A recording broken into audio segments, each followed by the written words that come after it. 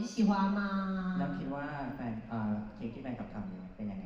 ช ส อบ วย ไหม ค่ะมีจินตนาการ so creative ไม่เอาชอบนี่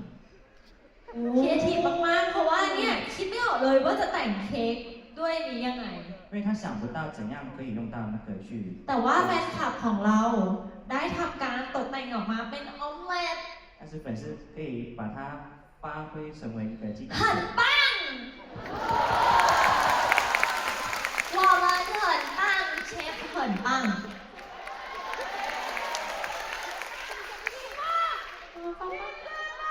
哦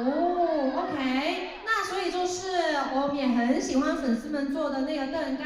那我们也要谢谢3位为他做的那个那么美的蛋糕是不是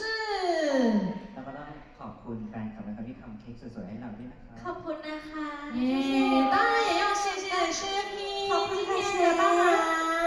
帮สละเวลามาค่ะ 忙耶多謝你犧牲時間嚟。